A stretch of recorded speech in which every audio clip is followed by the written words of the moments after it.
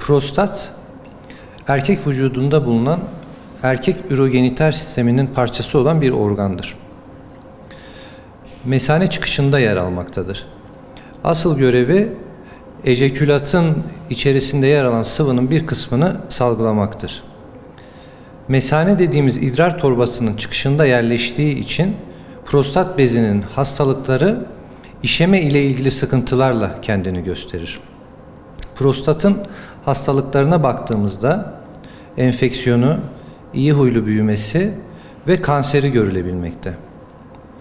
Bu hastalıkların semptomlarına baktığımızda idrar yapmakta zorlanma, idrara başlamakta zorlanma, tazyinde azalma, sık sık idrara çıkma, kesik işeme, geceleri idrara kalkma, idrarı yaptıktan sonra tam mesaneyi boşaltamamış olma hissi, ağrılı işeme, menide kan görülmesi gibi semptomlar olabilir. Bu semptomlardan birisini fark ettiğinizde hekiminize başvurmanız gerekmektedir. Bunun dışında bazen hiç semptom göstermeden de prostat hastalıkları ortaya çıkabilir.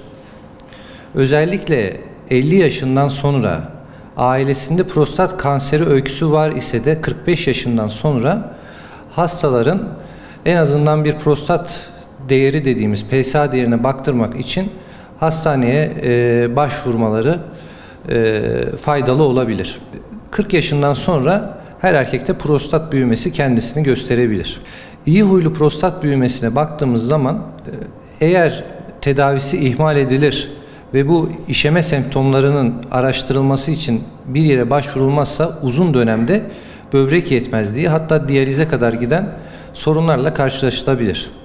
Genellikle baktığımızda sosyoekonomik olarak daha gelişmiş yerlerde, bilinçli hasta gruplarında daha erken dönemde hastalar kontrol amaçlı dahi olsa başvurmakta, erken tanı alabilmektedirler. Ancak kırsal kesimlerde gördüğümüz son dönemde böbrek yetmezliği gelişmiş olarak gelen hastalar daha fazla bulunmaktadır.